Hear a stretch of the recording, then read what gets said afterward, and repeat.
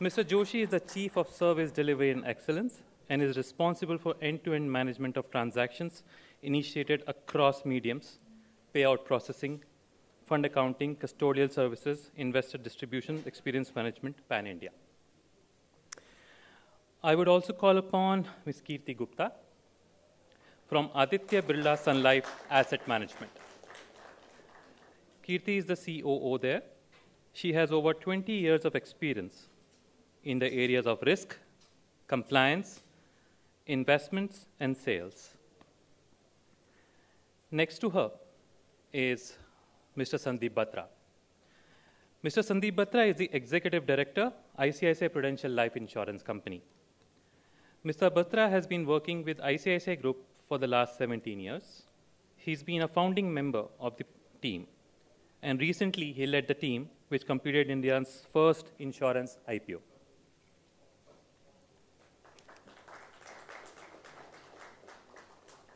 Joining him is Mr. Anand Natarajan, the Head of Strategy and Business Execution for Fullerton India. In his role, he is responsible for overall corporate strategy of the company and its subsidiaries, covering risk, operations, technology, analytics, and digital initiatives. May I also mention that Anand has held various leadership positions in his 23 years with Standard Chartered Bank. Moderating this panel, I would call upon Mr. Sanjay Gurjar, who leads transaction banking for India and Nepal for Standard Chartered Bank. His responsibilities span across trade finance, cash management, and securities services for these regions. Sanjay has been with Standard Chartered Bank for 21 years, and he is an MBA from IIM Ahmedabad. Please, Sanjay. I would like to encourage the audience to use the pigeonhole technology to raise questions or points to the speakers, which we will try our best to cover as many as possible in this discussion. Without further ado, I would like to hand over the proceedings to Sanjay to start this discussion. Over to you, Sanjay. Can everyone hear me? Yeah? Okay. So our session, of course, is on business-led digital strategies. It is a session, as you would have realized. It's the panel. We have a very distinguished panel to talk about this, and it is a completely FI panel, a financial institutions panel. There's a reason why we did that. If you look at digitization, and you would have heard about this since the afternoon, and we've been talking about the entire digitization journey and various facets of it.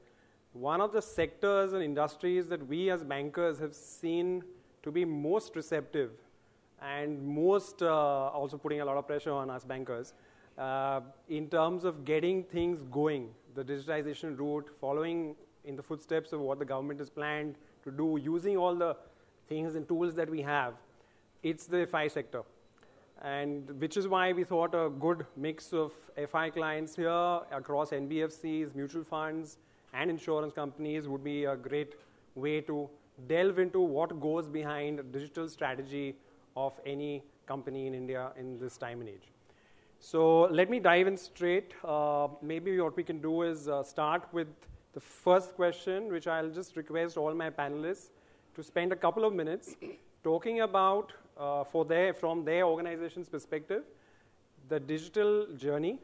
What are the drivers that took them down this journey, and what all does it encompass? So maybe if I can start with ladies first. Kirti. Thank you. So the way we look in today's scenario, you cannot treat digital as a separate. It's part and parcel of your overall business strategy. And that's the kind of an approach at Aditya Birla Mutual Fund which we have taken out there. We just believe in today's scenario, digital needs to be part of each and every kind of a setup, vertical, your business strategy, your people strategy, your distribution strategy. It needs to be a part of this particular piece. And that's the way we have tried.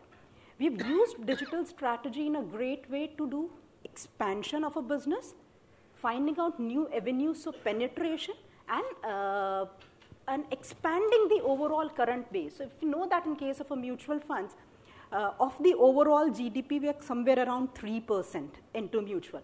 when I compare this with the global scenario, in India, the fixed deposit base is much higher than a mutual fund investments. But when I look at the reverse, in case of a global and mature market, the mutual fund investments is far, far higher. They are multiples of the fixed deposit base. So that's what we are talking, that today we have an opportunity to expand this particular market. Further happens is you can do a good amount of financial inclusions, a very seamless, collaborative, and an intuitive experience to the customer would help us including the financial inclusion, which is a kind of a big theme out there. The whole mutual fund industry have seen is that we are getting more business now from smaller towns. Earlier, the whole focus used to be in large metros and maybe the next level of 4 or 5 cities out there. Now the tables are literally taking a turn. We are getting more business from a smaller town. We are getting more business from an expanded, a person who used to save, who earns a lakh of a rupee wants to make an investment of 500 into a mutual fund, which never used to happen earlier.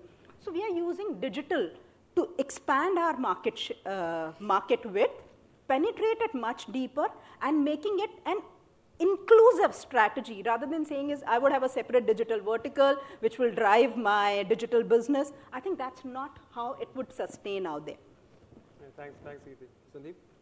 Yeah, thanks. I'll just build on what Kirti just mentioned. I'm coming from a life insurance industry, and our digital journey started about somewhere in 2012, primarily driven by the regulator when he put some caps around what we can spend in terms of and what the customer proposition should be. The choice was essentially try to move away from customer-centric products or make ourselves as efficient so that we can still manufacture customer-centric products.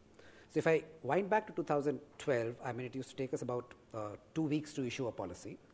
It was all paper, it was essentially paper-based. And in insurance industry, if you see the cost structure, 80% is sales related and it's only 20% which is essentially at the back end. So these were the two paradigms.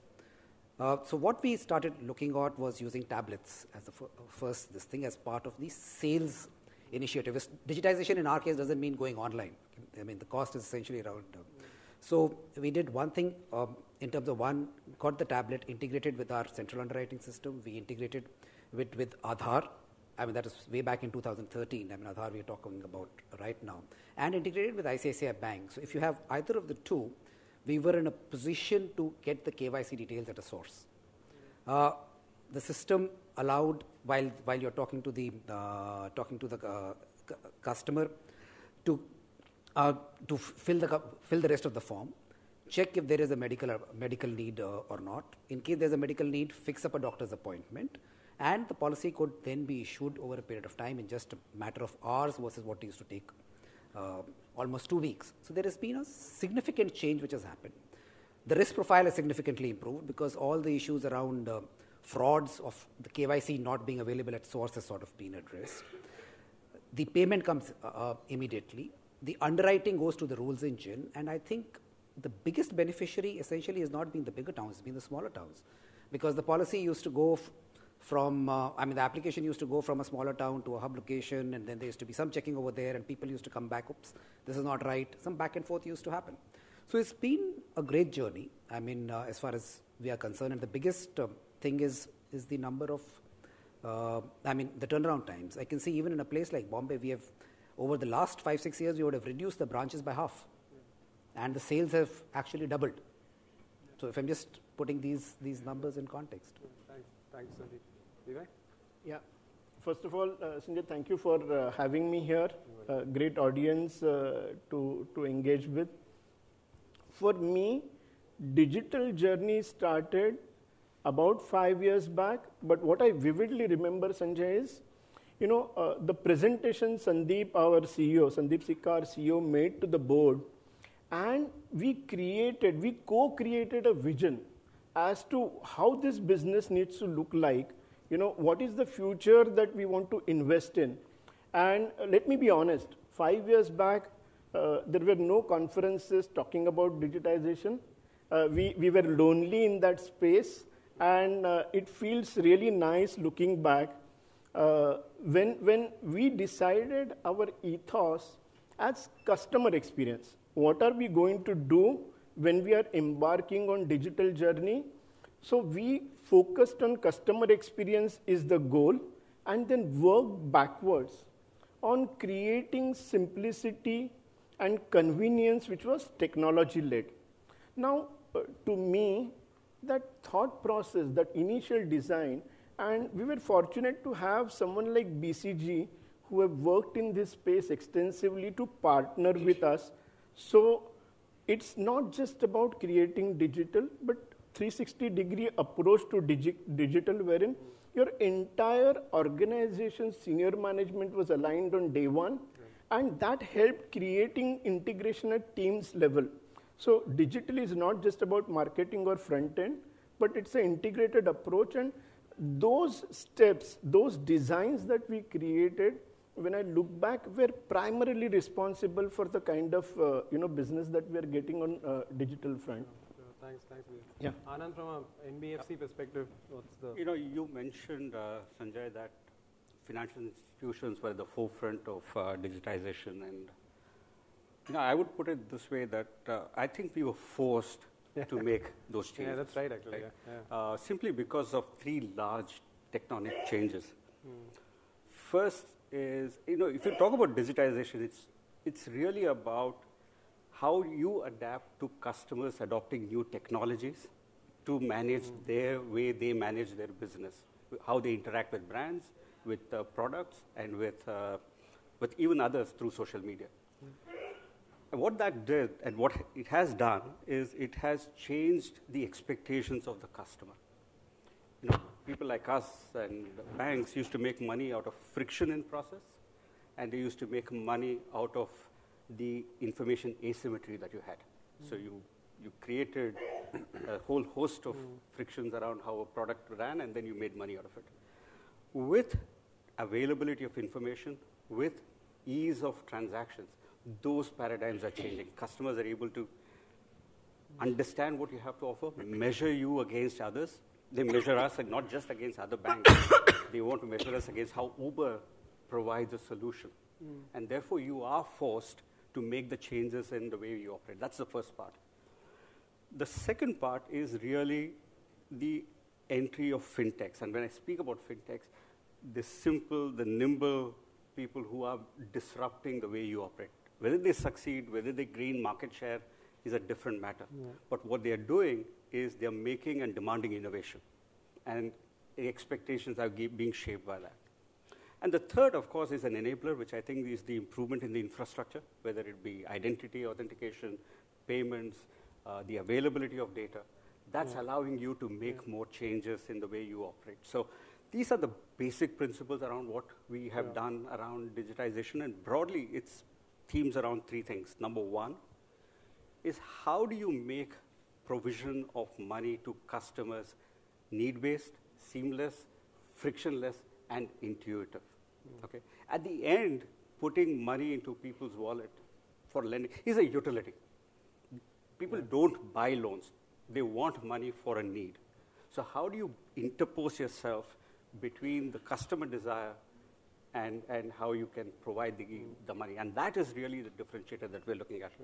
Providing solutions that are simple, need-based, intuitive. The second part is around adaptability. You look at fintechs and you look at the platforms that are coming in, you can't build all of them together. So how do you partner intelligently with platform providers? How do you complete the customer experience to platform providers? How do you leverage those capabilities? So you are able to almost outsource innovation to somebody else and white label it. So that's the second part of a theme. The second order benefit around this is really you get data. Increasingly, availability of data, usability of data becomes a self-fulfilling ability to underwrite, provide service. So partnering with people. And finally, as costs contract, as margins contract, as competition increases, how do you reduce the cost of delivery? How are you able to hyperscale what you deliver? So how do you convert from a clunky 3-year personal loan to a 30-day loan without enduring the cost of underwriting and cost of servicing?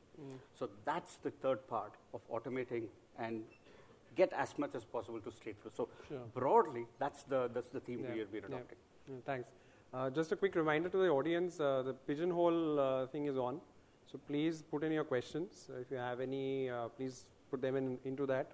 It will pop up over here and we'll ask those questions to the panel. Do take that opportunity. Talking about, so we've kind of defined digital strategies from the perspectives of the four panelists. So if you have to look a little beyond and look at, one of the aspects that digital has, some of the questions that come up is there a difference in digital strategy? And questions to Sandeep and Kirti.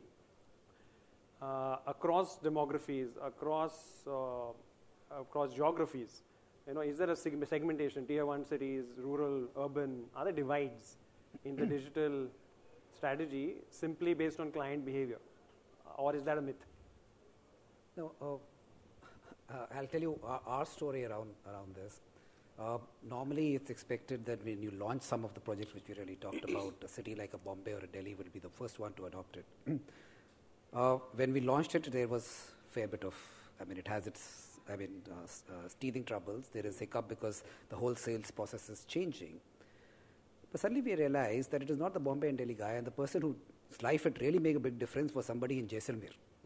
Because it was a small hub and who had to, it was just a small outpost which used to send its applications to Jodhpur and then which in turn used to coordinate with Mumbai. So it's a 200 kilometers journey, and by the time an application used to come to Jodhpur and somebody used to check whether right or wrong, it could, and then go back, you had a fairly strong wastage. Yeah.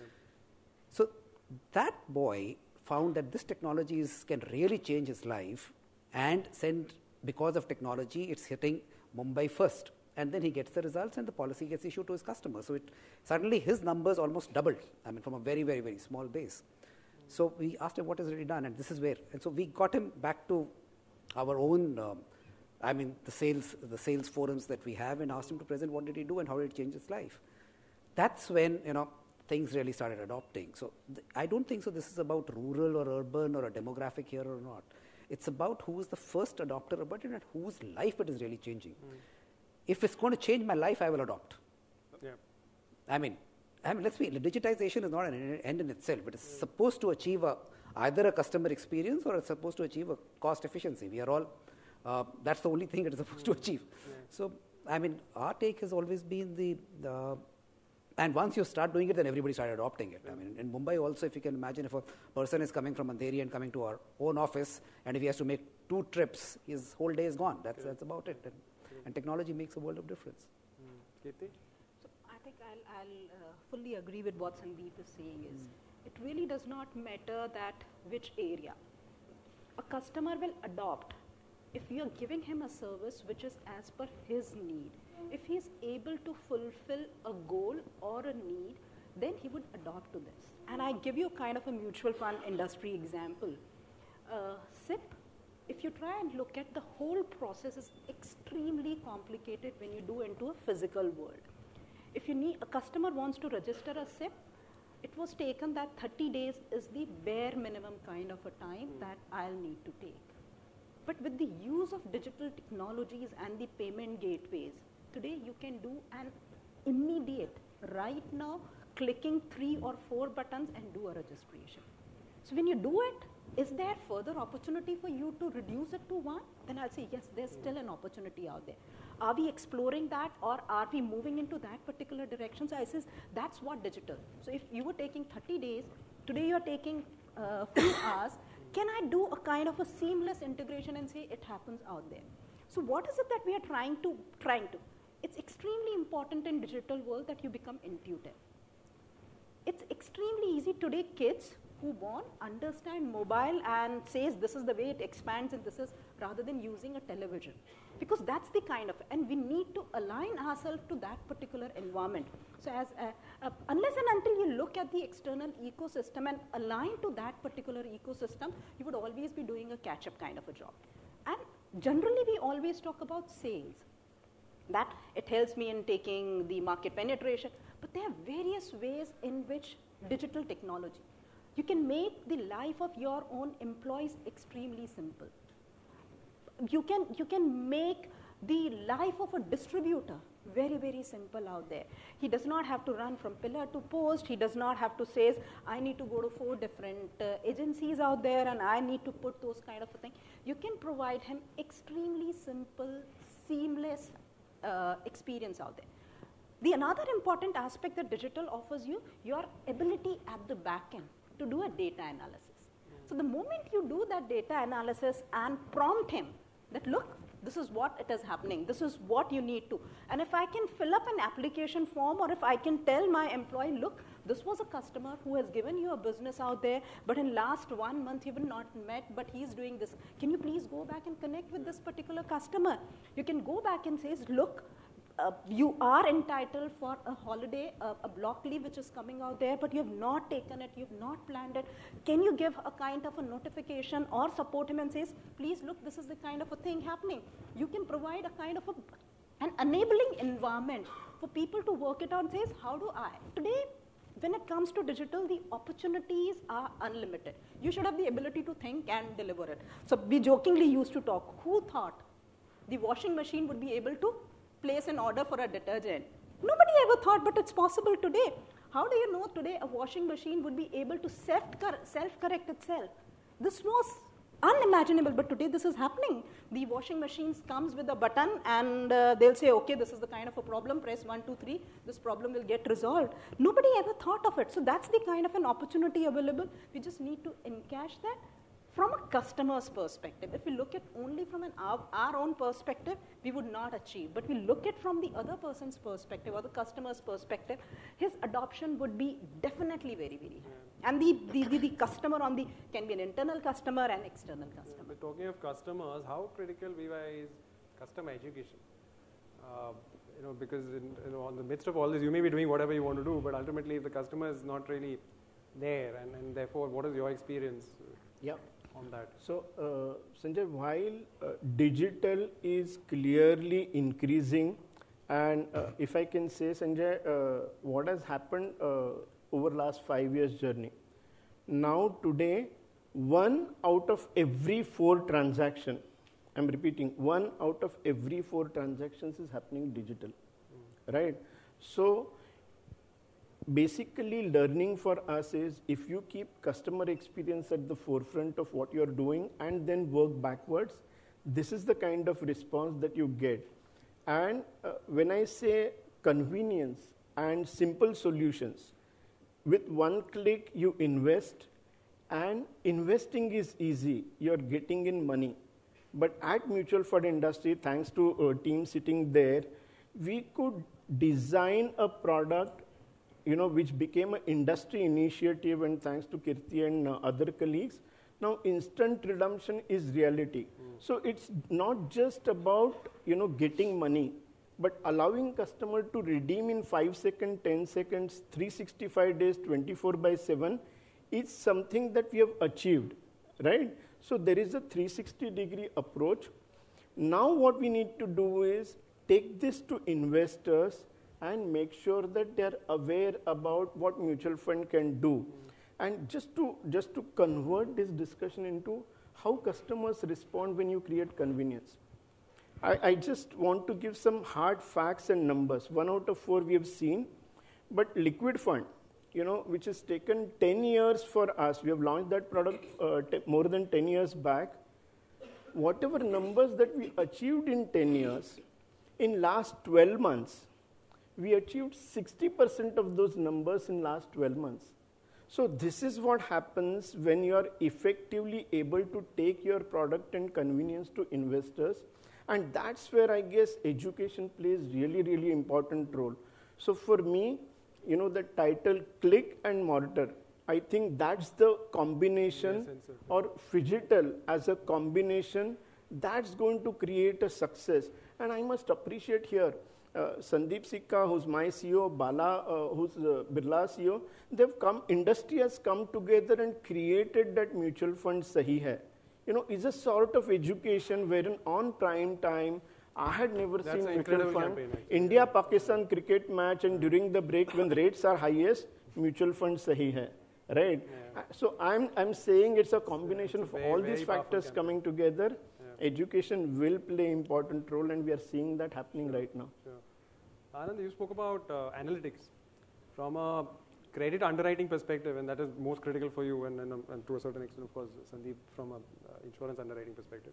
But how is that? What is the role of analytics? How much have you used that tool? Okay. Where do you see that going?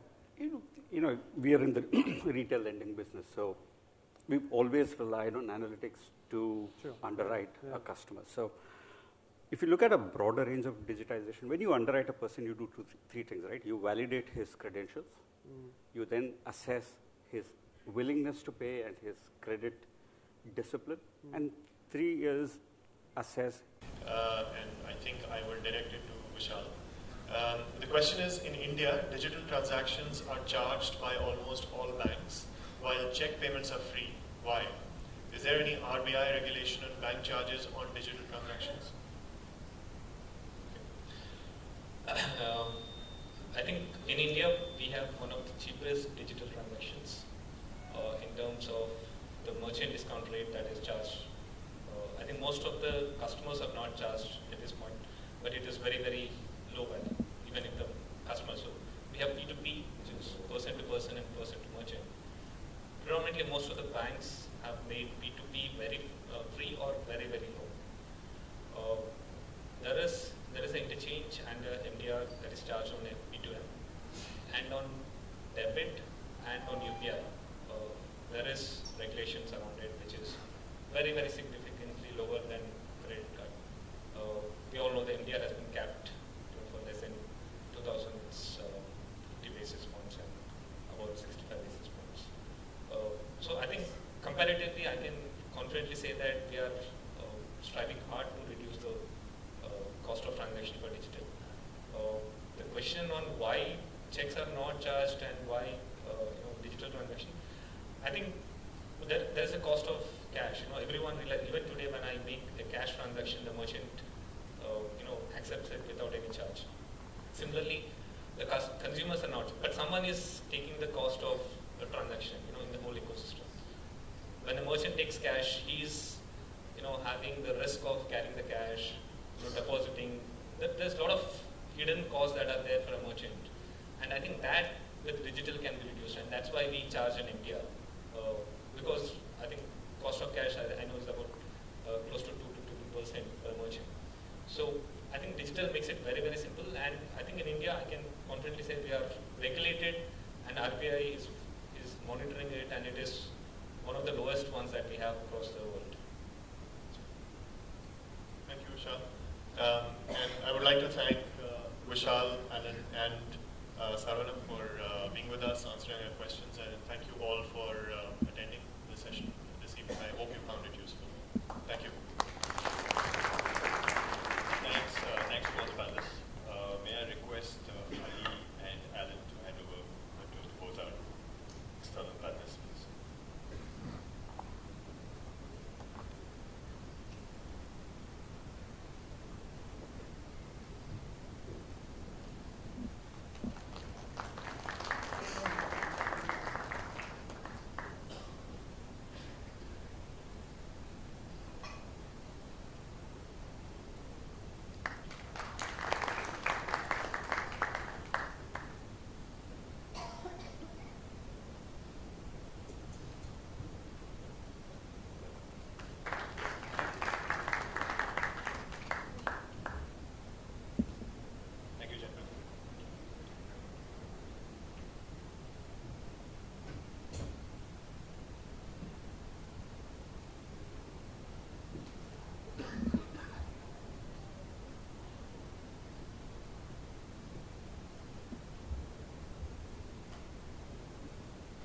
Now move on to our next panel discussion titled Driving Next Generation Treasury Management.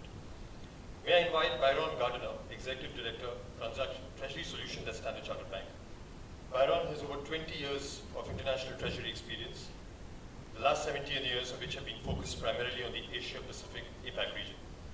Prior to joining Standard Chartered Bank, he was a Treasury Director at Huawei Technologies, where he was responsible for transforming the company's global treasury operations. Byron, can we have you on stage, please? Yeah, Byron, the same hand.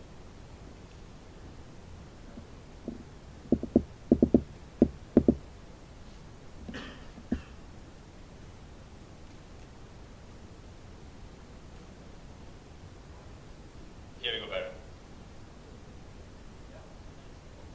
No, that's all right.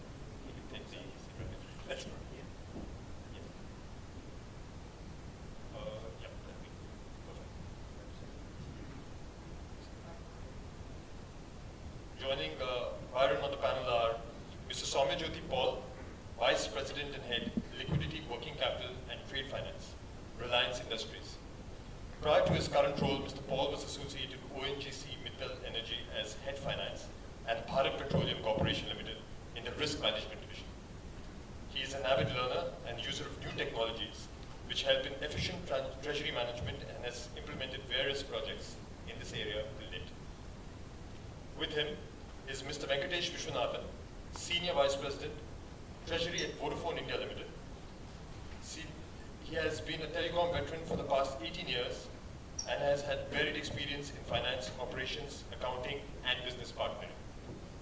He has been a close witness of the evolution of the mobile phone from an expensive and niche communication tool to a device that has had a significant impact on the social fabric of India in innumerable ways and now touches the life of practically each one of us.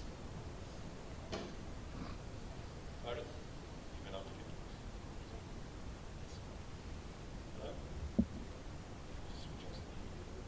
Hello? Yes, we can hear you now. It's loud and clear. Okay. Well, firstly, a quick apology for the misunderstanding. I believe that the topic was misrepresented in the material. So what we are here to discuss today is actually the digital treasury and how we may be able to leverage the power of technology to transform treasury. I've got some very esteemed panelists, as you've just heard, and I think their insights are going to be incredibly interesting for us. Have we got our slides up on the screen, please?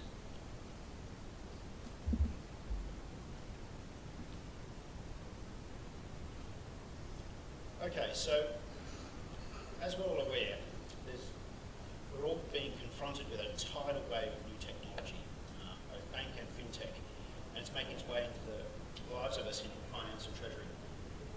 And this is posing a number of very challenging questions in the minds of many. Can I get the next slide, please? Sorry, this doesn't seem to work.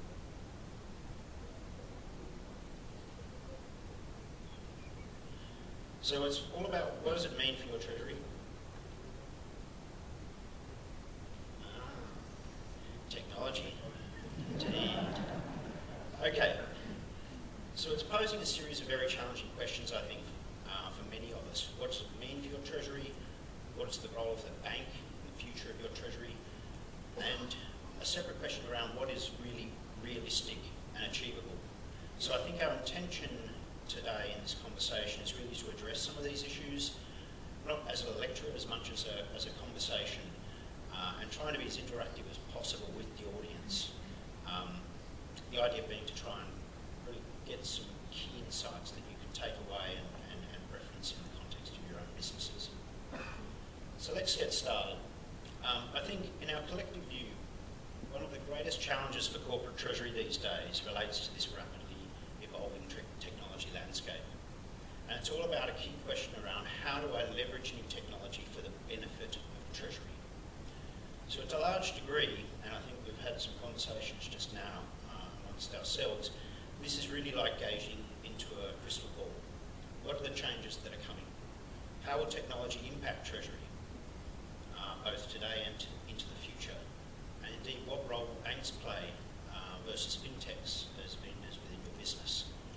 And ultimately, how can I leverage technology for the greater good and to support the underlying business that we're here to support?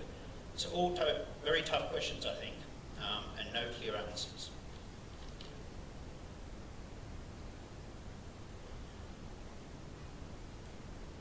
So what technologies are we really talking about? So in summary, the technologies highlighted here are those that we believe hold the greatest potential to reshape Treasury for the future. In the time that we've allocated, we're not going to try and touch on every single one, but the gentlemen on either side of me have some really deep insights to share.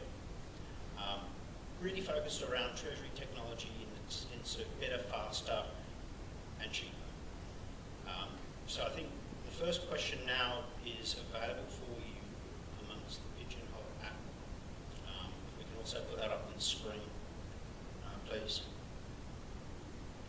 kind of keen to get a collective view right now. And I don't think that's too much of a surprise. So maybe I'll hand quickly to Venki. Based on that result, I think given your recent and very notable success as an Adam Smith Award winner in the collection space, can you share a little detail around how Vodafone is particularly taking advantage of technology within the collection space? So, we run a retail business, and therefore when I look at the collections from my postpaid customers, which is a large part of my base, we really need to evolve as the market evolves. And therefore, with innovations that happen in that space, as a company, we need to step up, because the customer expects to be able to pay us with the easiest method possible. And so with that kind of evolution, we've been working with banks on UPI solutions. We've been working with banks on collections from, let's say, larger distributors, which is more the B2B kind of things. I think the way we've been looking at it is we need to make things easier for the customers. So the customer is really at the center of this whole kind of piece. Right? And digitization plays a very big part in terms of saying, does a customer get an immediate update when he pays? Is the billing system updated in good time? Because the last thing you would want is for a customer having paid, and then the next morning he gets a call from someone saying your bill is outstanding. So it needs to be as real time as possible. Right? So those are the basic kind of thoughts that drive our approach in terms of how we manage our collections. What we did recently in terms of the partnership with Standard Chartered Bank was in terms of setting up a virtual account system for our distributors to pay us, which is something which a lot of corporates have done for a long time. But what we try to do is further integrate that through kind of an API call to our internal ERPs so that the receipts are generated automatically. I think the ultimate objective on that journey is to make sure the distributor gets electronic talk time topped up into his account without a manual intervention anywhere in the process. So it kind of goes straight through. I have a couple of colleagues here, Vikas and Ravi. Why don't you guys stand up? They're the guys who kind of drove this, and honestly, they're the guys who won that award, right? Thank you. So I think it's about saying, can I digitize the processes end to end? It's more convenient for the distributor because the turnaround time is much quicker than what it would be using a manual process. It's easier for us as an organization because we do not then get into intricacies of a reconciliation of payments and the like. So I think finally we keep the customer at the center. That's the approach. I think that's really interesting because the way that you've taken advantage of technology in that particular context is both an advantage in terms of customer experience, but you've also leveraged it internally to create and generate efficiencies. That's very good. Paul, over to you. Does this agree with your kind of view around the audience's take that technology probably has the most impact, at least today, around the payments and collection space, or is it playing out with a different dynamic at Reliance? Yeah, thanks, Bert. Good evening, everyone. You can see the power of technology. We three people are discussing a topic which I think the whole room full of people, even if we crystal gaze together, it's very difficult to get a real consensus or a direction on this. It's an immense area, firstly, on the technology. Only one thing on the slides that I came up first was quite surprised, not to find regulatory and compliance on that side, because I think in today's environment, technology and regulatory compliance is so closely linked. We are trying to monitor everything, and we are regulatorily reporting so many things. So that is also a very key element that technology has let it step on. So that is one just observation of that. And the other one thing, yes, from a treasurer's perspective, coming to technology, yes, I think long before we have stopped being the protector of cash as a treasurer had started their careers, into being a more person who is evolved into a businessman, a person who is closely linked to the business and working for the business. And in that sense, I think that is the area where technology directly steps into a treasurer. One is the business demand. As I think Vicky rightly said, it's a demand of the customers. They want to pay at any point in time. They want to get a feedback any point in time that I've paid, my account has been recharged, I can use the facility. So instant API-based solution to get an instant feedback, business and a customer demand.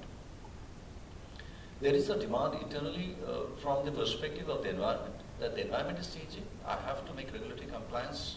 Reserve Bank of India is today making everything digital. I have to enforce those compliance digitally, so I have to change my structure. The way I communicate when I started with SWIFT, it has changed dramatically, so there are new ways of interacting. Today we are challenging the basic concept of the monetary system. If tomorrow Bitcoin comes in, am I prepared for that? Is as a treasurer, am I having that option or optionality around that going maybe, I don't know when in future, it could be tomorrow, it could be maybe 20 years down the line. So I think as a treasurer, we are always in technology. Technology is a part and parcel of us.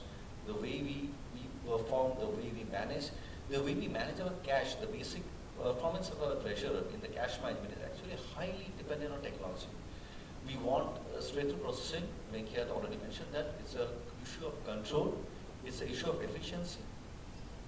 And for that matter, as a treasurer, what I'm looking at is that to see an end-to-end visibility and a deliverable and a fitment with my business. And that's where the technology directly steps in. In case of Reliance particularly, we have been digitizing end-to-end solutions and processes.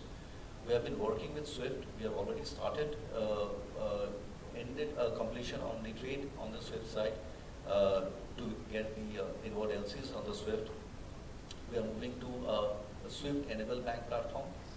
We are enabling, we are entering into a phase of a bank-agnostic technology platform where it is no longer a bank, but the technology and the interface which links with multiple banks on that. So that is also under the fray. So Varun, to answer your question as a treasurer, what am I looking at in terms of beyond, not only on the cash management side, but beyond that, is that the whole interface is there for me to work on.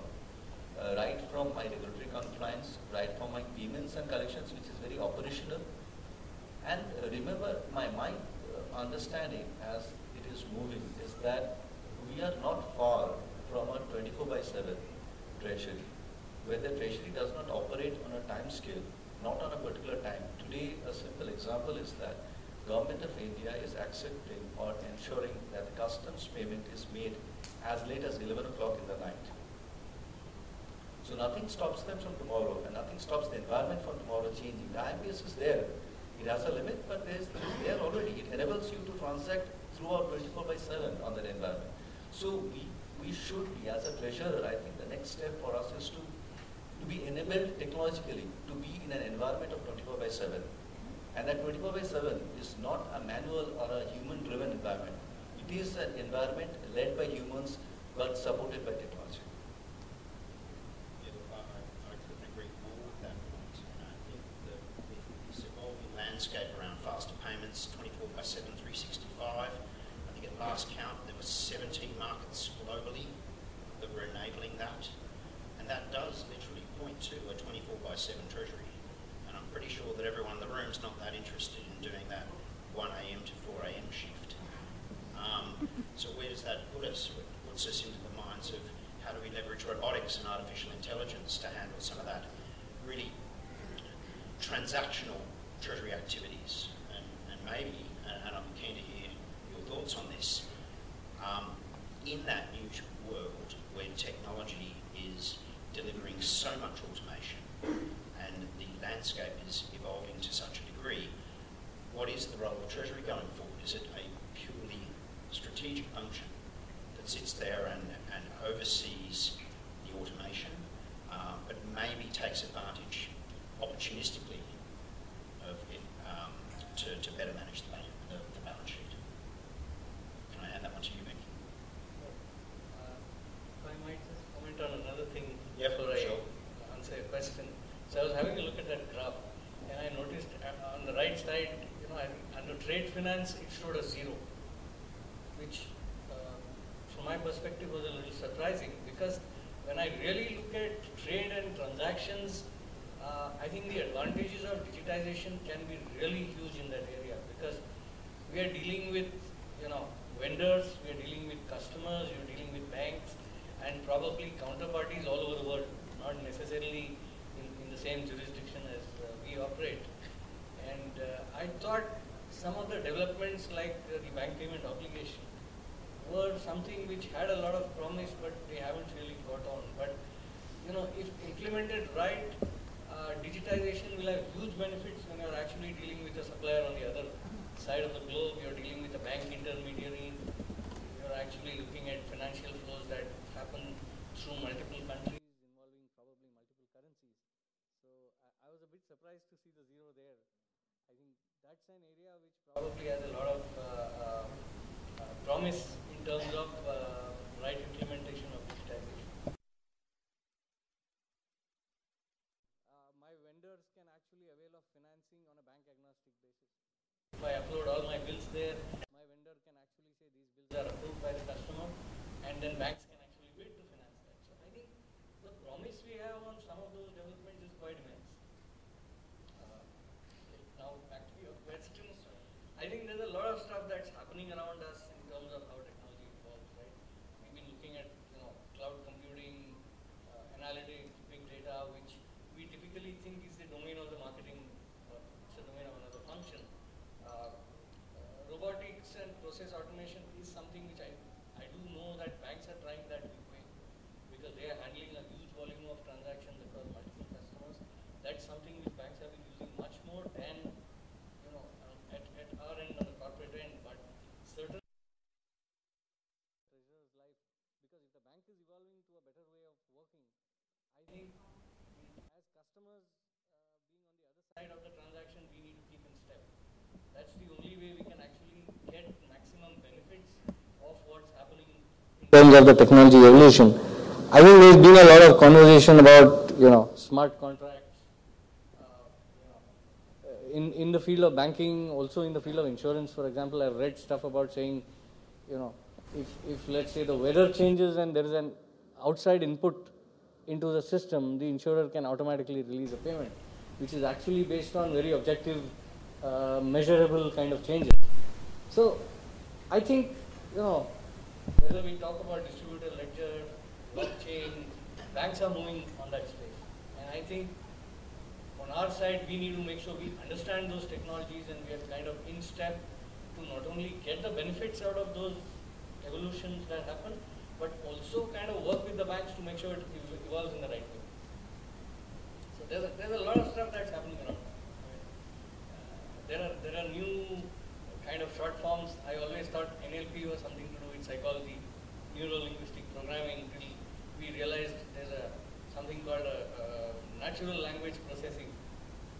Right? I always thought Python is what we call Ajgar in Hindi, and which were kind of they were the names of some bad guys in Hindi films. But then you realize Python is something which kind of is a platform which develops this kind of thing. So I think there's a lot that we don't know. That's the start of the journey. Do you have anything to add there, Paul, before I bring up another whole question for the audience? Not really. I think that clearly covers. I get the next results. Hopefully everyone's had a chance to contribute. So we've kind of started on this. How is this technology going to evolve and impact Treasury over time? And this was exactly what I was hoping. That point around treasurers becoming technologists. So maybe we can pick up on that, gentlemen. So is that a feeling that we all have and share? I certainly feel that amongst my client conversations. Yeah. Do you want to elaborate? Yeah, I think absolutely it reflects the way people are thinking is what is there today. We cannot disagree on the fact that treasurers needs to be more aligned. Treasurers needs to be more nimble on the technology, adopting it, exploring it, and using it in the right way in the business. Maybe one of the few things that treasurers need to identify is the trend of the business, the requirement of the business, and the fitment of the technology, which is necessary. And not all technologies, although they are good in their own way, need not be suitable for your business. So what is important is for the treasurer business to understand the flows, to understand the requirement and use the technology rightly. And of course, with the risk and the challenge that the life cycle of a technology is so short today, it's very difficult to identify a sustainable technology for a long period. We had periods where one program used to sustain a company for the last 20, 30 years. We are in a situation where if you adopt a technology and you don't know, within 2 years the technology may be just out of the doors and replaced by a new one.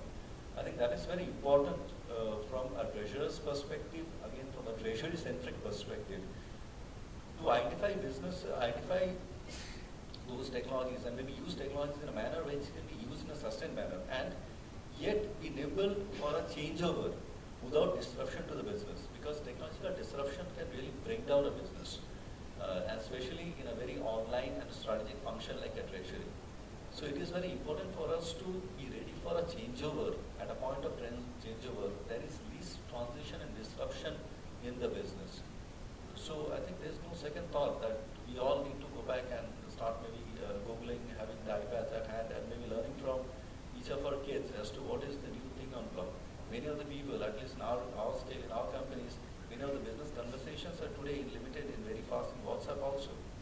So therefore, you cannot ignore that. The idea is that as a treasurer, you have to keep your mind open and be acceptable to new technologies. Just not tell that, okay, no, this is something which I don't understand, therefore it does not exist. It's just the reverse way. It exists and maybe will not exist one day. I'll probably add a couple of things to that. I think, adoption of new technology, when you look at treasury as a sub-function, at least in our organization, we've seen we are probably the most frequently audited functions, right? Because the thought process is that it's probably one of the important parts of the organization with the responsibility of safeguarding shareholder money. And so when technology is adopted, the cycle times, as you rightly said, are very short. You really don't have 6 months to react to, let's say, what happened really for us, IDPMS and EDPMS. Some of our systems had to change to kind of adapt to that. You don't have 6 months. At the same time, when you get to developing it, there is this whole requirement of controls to say this needs to be completely stress tested before it goes live. So there is either a customer requirement or a regulatory requirement which requires you to move fast. At the same time, there is the overriding requirement of maintaining proper controls, because we are all there to protect our stakeholders' money. And so there needs to be a balance between the two in terms of how can you be nimble-footed and do stuff quickly, at the same time make sure controls are not compromised in any manner. And I think the treasurer will need to have that balancing perform that balancing act to make sure that technological changes happen quickly, at the same time make sure controls are in place and therefore regulatory requirements are met. If you are subject to SOX, you make sure all your requirements in those zones are met without exception. And so that's going to be a fairly big balancing act. I absolutely agree with that. I think the Treasury does play that role very well in terms of risk management, both financial as well as operational, and it needs to be their oversight around the use of technology, which I think points back to the need for Treasury to be a technologist with respect to this changing landscape we have. So maybe just switching gears slightly before I refer back to one of those earlier points. So we typically see telcos as being at the forefront of maybe big data. Is there anything you can share in the context of big data within your organisation, maybe around preferences in the way that customers of yours pay? Well, on a very broad scale, big data is something that's being talked about a lot. And I think the real challenge there is you can actually accumulate a huge volume of data. You can have a very sophisticated data warehouse, kind of analyze, do mining, detect patterns. But I think the big challenge is how do you convert all that data into inputs which can actually be used in decision making. I think I don't think we've yet got that completely right, and I think even large organizations around the world are still kind of on that journey, right? So I think the important thing there is when I look at data analytics, a lot of investment goes into the platforms, the systems, the huge data storage facilities that a very important part in that is a human element. And you get the right people who can actually analyze, drill down that data into patterns that can be interpreted. Does that really become inputs which can be used in decision making? And so a lot of times you actually see organizations hiring people who have expertise in probably detailed statistics and the like. Because the human element is what makes that data usable in decision making.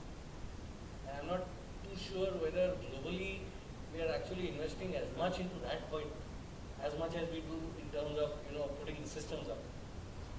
No, there's no question you don't have access to an incredible, rich amount of data around customer behaviour, but it's absolutely right to say that you take meaningful insights, actionable insights from that data. Until AI comes of age, I think insights can only be provided by human beings. So that was really my next question in terms of the farthest right of the responses from the audience, the rise of the Autobots. Is there any experimentation or kind of meaningful deployment with either within your business or use of robotics or AI or any other Autobot technology? Yeah, but it sometimes sounds very, like a science fiction movie of Autobots and thing, but in fact it would be very simple. A simple thing like just getting a PDF bank statement, reading it, deciphering it, putting the data in the EIS form, that could be an Autobot also. Responding to customers on a specific set of queries, that is Autobot also. So I think every business has it one. Just to linger on, and just pick a thread from what Venki said very rightly, is that I think one thing which I still feel is that we put in a lot of effort, time, money of course, in collecting data.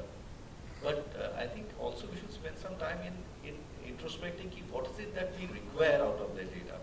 Getting a lot of data does not actually mean anything unless you are very sure in your mind what is it that you're wanting to extract from the data.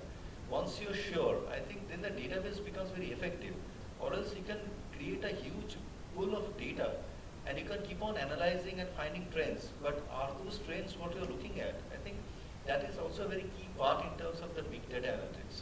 That if you're sure that I'm actually, what is my want, and trying to find that want through a trend is something which is better. Now coming back to the bots, yes, we are of course using those in various manners in our business in terms of trying to digitize, trying to put it in a more system-based manner without human intervention in terms of operational activities which can be easily done on a back-to-back basis, and which does not, as I said, that the whole idea is that to be prepared for a scenario of 24/7. And when I need to make a payment at 11 o'clock, do I need really a person to be there? Or the system and the process can be done that it can actually have that intelligence to ensure that the payment goes through.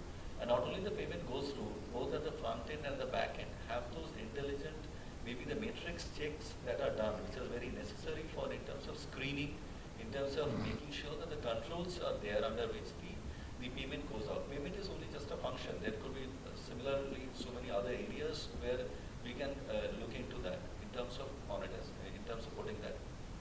I agree with Venki. Till some time that we cannot eradicate human beings, we'll have to bear with us in terms of making certain decisions behind those machines. But yes, I think AI is a way of life. Platform organization is a way of life that is going to be there. It is in a stage today where maybe the impact is not hugely felt. But the problem with the generation and the technology is such that it suddenly changes. It actually, it is not a linear development. It is a non-linear development. So something which is there in a very nascent stage today need not follow a linear pattern of growth. It will be non-linear and it will be tomorrow morning suddenly explodes. And that is where I think we should be ready as a question.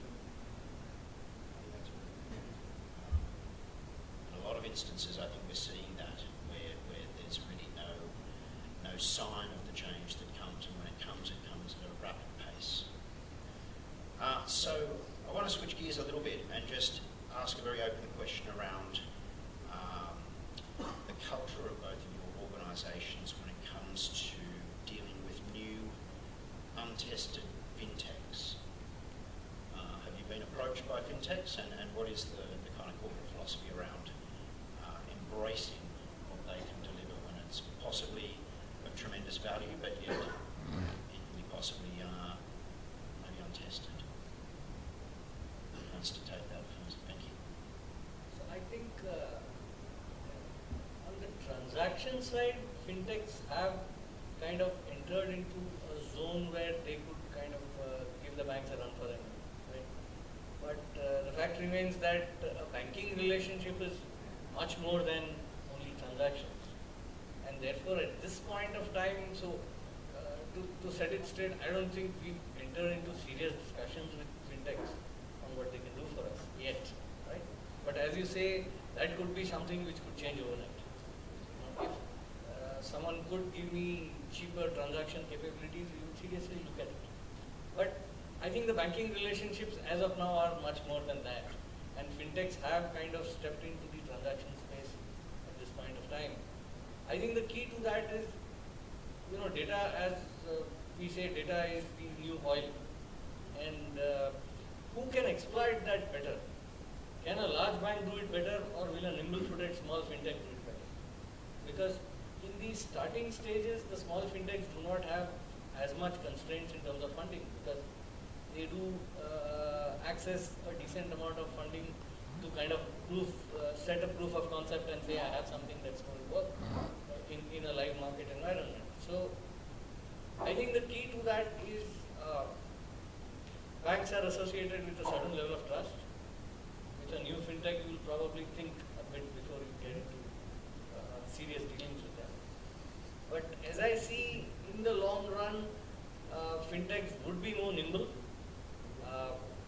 They would be able to deliver their services or products to us with the same amount of control and compliance with regulations as a bank could.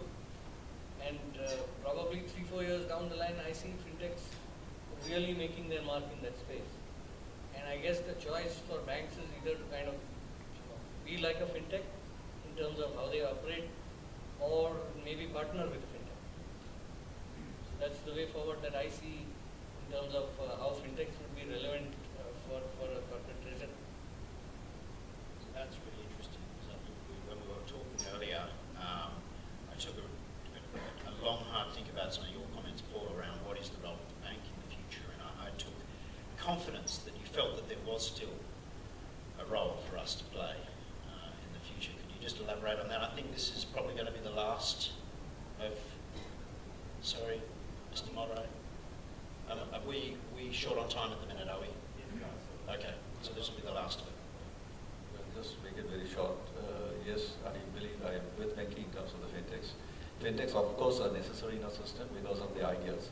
The germination of an idea that a fintech or at a micro level that can be done, I think that has to be encouraged and that will be there. So we cannot do away with that.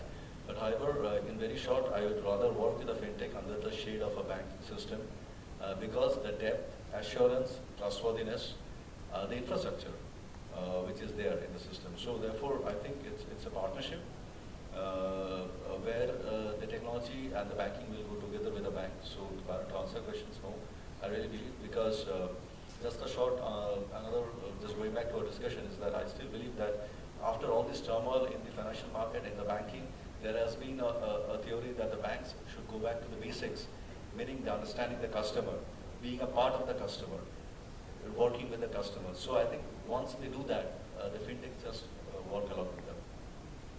I think I get a sense of that, certainly from the way that Standard Chartered is approaching collaborative engagements with fintechs. We understand that customers maybe need that point of trust, and really looking at banking in the future as being one of platformification of banking, being an aggregator of services across the widest possible spectrum. So look, we've run short of time there. I want to put one last final slide up just to kind of leave as a takeaway for you all. It's not going to happen. Technology is never I think. So look, this is just conceptually what I believe the future of Treasury potentially holds and some of the enablers of it. I believe that the digital treasurer, I've got clients right now that are moving very strongly in a direction that's embracing new technology and fundamentally changing the way the Treasury operates. So thank you both. Thank you, Venki. Thank you, Paul. Thanks for all of your attention as well.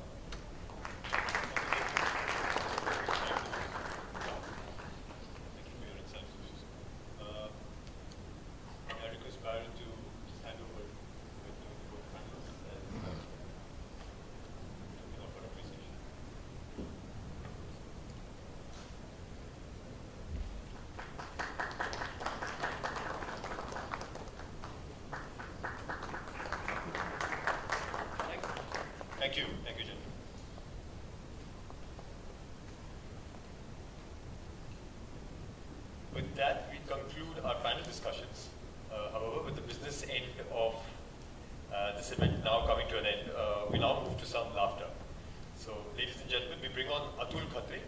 Atul Khatri is one of India's most successful stand-up comedians and YouTube personality. Khatri was rated amongst the top Indian comedians by CNN IBN and was the only Indian to perform in the Hong Kong International Comedy Festival. He's also the winner of the CEO's Got Talent Award by Fremantle India. Need I say more? However, good things in life, you have to wait. So we'll have that in this boardroom once the separator goes off in about 20 minutes' time. Till then, the bar is open, dinner served. You can proceed towards dinner.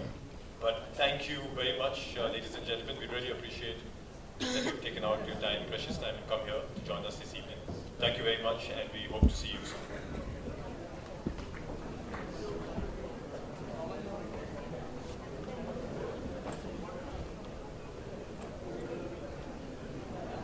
Sorry, quick announcement.